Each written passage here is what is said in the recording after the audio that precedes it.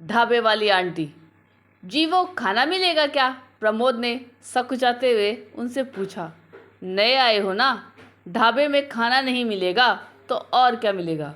उनकी अनुभवी आंखों ने उसकी सकुचाहट को पढ़ लिया। क्या लगाऊं? उन्होंने पूछा। जी बस ये लोग जो खा रहे हैं, मतलब दाल रोटी। कितने की होगी ये? एक दो लोग और थे जो वहाँ खाना खा रहे थे। उनकी थाली में दाल रोटी सब्जी चावल देख के प्रमोद ने वही खाने को उनसे कह दिया। 20 रुपए की थाली है, 4 रोटी, दाल सब्जी और चावल। आराम से बैठो, लगाती हूँ बेटा, उन्होंने बड़ी ममता से कहा और रसोई में चली गई। ओ जी, पर एक बात है, मेरे पास सिर्फ 19 रुपए हैं। प्रमोद बड़ी शर्मिंदगी से बोल पाया।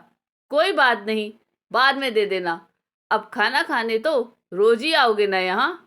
उन्होंने जाते जाते मुड़ के मुस्कुराते हुए वात्सल्य प्रेम में डूबी आवाज में मुझसे कहा। जी जी ठीक है, वह चैन की सांस लेते हुए बोला। उसके बाद खाना खाया और पैसे देकर वह अपने कमरे में आ गया। एक गरीब माँ बाप का होनहार मगर बहुत शर्मीला बेटा प्रमोद यहाँ झुंझुनू में आगे पढ़ने आया था। सेक्टर किसान कॉलोनी के पास कस्बा भवन में एक सस्ता कमरा लेकर रह रहा था। आज उसका पहला दिन है। तहसील चौराहे, वैसे ये तो तिराया है, पर इसे चौराहा क्यों कहते हैं किसी को नहीं पता। इसी चौराहे पर यह आंटी का ढाबा है।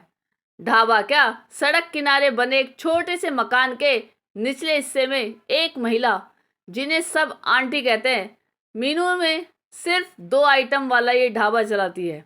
ढाबे में मजबूर मगर मध्यम लोग ही खाना खाने आते हैं, जो सस्ता खाना ढूंढते हैं। इसलिए ढाबे की हालत और उसकी कमाई में से कौन ज़्यादा खस्ता हाल है, ये कहना जरा मुश्किल है। अगले दिन प्रमोद फिर जाता है। ढाबे में आंटी उसे देखकर मुस्कुराती है। वह भी हल्का मुस्कुराता है। शायद कल के बाद से थोड़ा सा आत्मविश्वास आया है। उसने कहा, आंटी खाना लगा दीजिए, पर आपसे एक विनती है, आप थाली से एक रोटी कम कर दीजिए, क्योंकि मेरे पास 19 रुपए से ज़्यादा खाने पे खर्च करने को नहीं है। उसने सोचा खाने से पहले ही साफ साफ बता दिया जाए।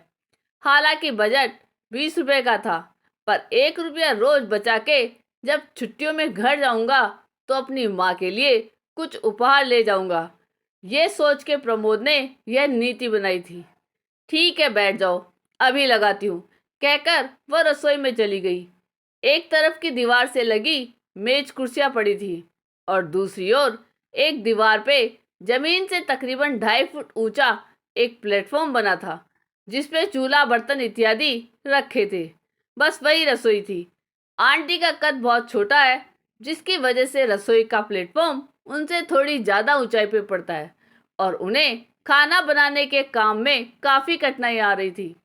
थोड़ी देर बाद वो खाने की थाली ले आई। अरे, आप तो इसमें 4 रोटी ले आई। मैंने आपसे कहा। मैं आगे कुछ कहता कि वो बोल पड़ी।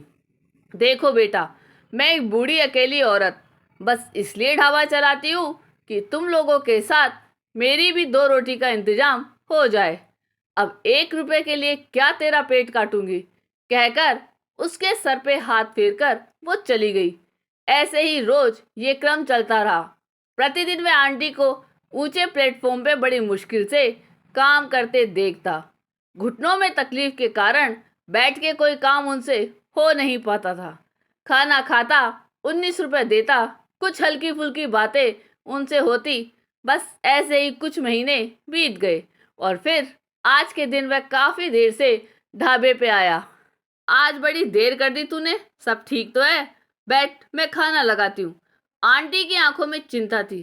प्रबोध ने कहा, सब ठीक है, और हाँ, खाना तो खाऊंगा ही, पर पहले आप रसोई में आओ मेरे साथ। उनका हाथ पकड़ के वह रसोई वाले हिस्से में उन्हें ले आया और उन्हें रसोई के प्लेटफॉर्म की ओर खड़ा किया। फिर उनके पैरों के नीचे पूजा पाठ वाली दुकान से खरीदी लकड़ी की एक मजबूत चौकी रखने लगा तो वो आश्चर्य से भर गई। उस पे खड़ी हुई और उनकी आंखों में न जाने कितने वर्षों के बंधे बांध खोल दिए। प्रमोद ने उनके पैर छुए और कहा, happy mother's day aunty. Aunty ने प्रमोद को गले लगा लिया। रोते हुए बोली, ऐसा बेटा भगवान सभी को दे। हमें भी जहाँ तक संभव हो ऐसे लोगों की मदद जरूर करनी चाहिए, जिससे समाज में प्रेरणा मिले और समाज आगे की ओर अग्रसर रहे। आपको एक कहानी कैसी लगी ये कमेंट करके जरूर बताइएगा। चैनल पे नए हो तो सब्सक्राइब जरूर कीजिएगा और वीडियो को लाइक और शेयर कीजिएगा। धन्यवाद।